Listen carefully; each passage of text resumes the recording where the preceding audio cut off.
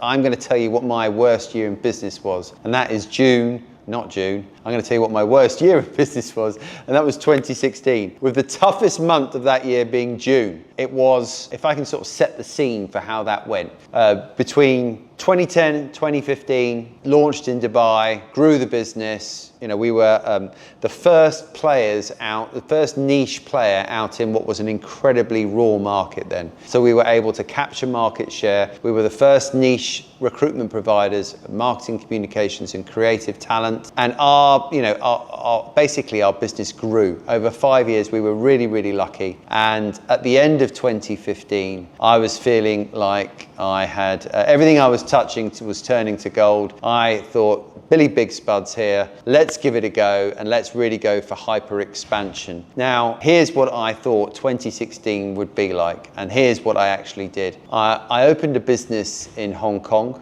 So I headhunted and met Adam, my business partner, who still to this day is in Hong Kong, and we launched in Hong Kong. I headhunted someone to work in London for us, and one of our team from Dubai went back to London, and we got that going. I set up an HR recruitment business, to the thinking behind it being that HR contacts, if I got relationships with them, I could further expand our group's portfolio. Great thinking. I hadn't really got any experience in HR recruitment, and I had set up this brilliant business name. It was called Chemistry with a K. It looked fantastic. It had like chemical symbols for job titles. Our brochure had a periodic table of all the different things that we did as a business. That was very exciting. And then I also opened up a learning and development consultancy. Now, I didn't open that up. I went into business with someone. That what we used is our existing client portfolio. So rather than businesses talk to us just about recruitment, they would go and then talk to us about upskilling their team. Good idea. I thought it was a great idea, talking to the right customers. So we launched that, and I was the money behind that, and my business partner went forward and dealt with the customers. And then I also invested into a flexible women's career platform called Hopscotch. That was actually with Mrs. McGuire, my wife. Our experience from our first child in 2014 of my wife worked in advertising, had a very successful career in advertising, and just really the options for her to go back into work in advertising were extremely limited. She met thousands of really highly educated women who wanted to get back into work flexibly. We created a platform, and that platform would then engage with employers, and we would look to match them for jobs. I thought it was a fantastic idea. Of course,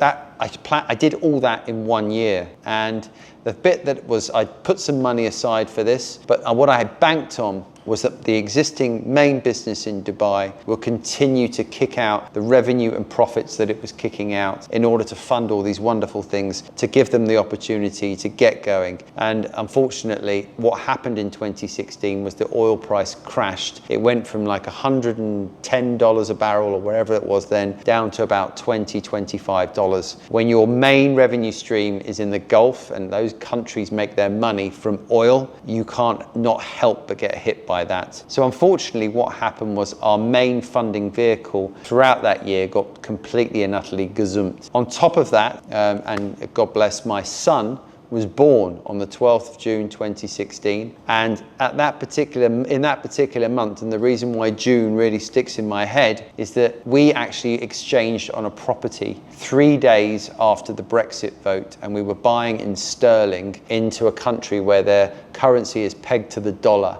Now, I couldn't duck out of this deal. I'd kept my money in sterling because I thought it was safe. Unfortunately, with the Brexit vote, my money was worth a lot less than what it was before the Brexit vote, and I was about £100,000 short of what I needed to buy that house 3 days before the actual purchase was completed. It was extremely stressful, and how I pulled off, I begged, borrowed and stealed to get that money over the line. I managed to do it, and unfortunately, what happened after that was the property price in Dubai crashed. That house I bought went down an absolute fortune. So 2016 was a really, really tough year. I opened up all these businesses. Our funding vehicle, the main business, got absolutely smashed. And I was left at the end of the year with some really, really tough decisions to make. And I managed to somehow keep these things going. I had to reduce the workforce, but I managed to keep things going. But it took me about 3 years to really recover from this. I think as a business, it took us 3 years to recover from it. And me, I'm a pretty happy-go-lucky character. I'm always a positive person. I think most people that meet me will say I'm a glass half full person. But I will tell you now that 2016 running into 2017, I probably was a bit depressed. I was so stressed out from juggling everything and trying to keep everything going that it really nearly knocked me out. But now in 2024, looking back at this, I can tell you this is actually how things ended up playing out. For a start, let me just tell you about the business in Hong Kong. Adam managed, that was a roaring success in the investment I put into that. Adam managed to get that business going pretty quickly. He managed to get revenues into Hong Kong, so much so that we were able to move some of our staff out from the Middle East to Asia to join him. And that was a real success story. So as much as it paying for that and putting the money forward for it nearly killed me, it actually ended up being a really roaring success. So nice one in Asia, nice one, Adam. What I would say though is London was not as successful. We were, with all the different things going on and all the time and energy that needed to put into it, with the person we hired wasn't mature enough and actually wasn't as networked enough as I hoped. The person that we moved over from Dubai just didn't have a strong enough, foothold in the UK. And thirdly, I think the London market was just a heck of a lot more competitive than the UAE market. And what we found was businesses that we worked with in the UAE that were trying to then switch over to work with in London, they didn't really give two hoots the fact we worked with them in Dubai. So we weren't able to cross-pollinate as we were in Asia. So at the end of 2017, I decided to shut that business down. With the learning and development company, that actually started and went off pretty well. Obviously, it didn't start earning money straight away, so I was still spending on that. But we managed to, by the second year, we managed to get that business doing, into 7 figures. It was a big success. Unfortunately, I fell out with my business partner. I think I talked about that in another video. And we ended up going through court proceedings. So it ended up being a business where I made my money back eventually. I got the funds back late 2020, but it was a really stressful experience. It took up a lot of time and energy. It nearly whacked me in 2016 when I was funding for everything.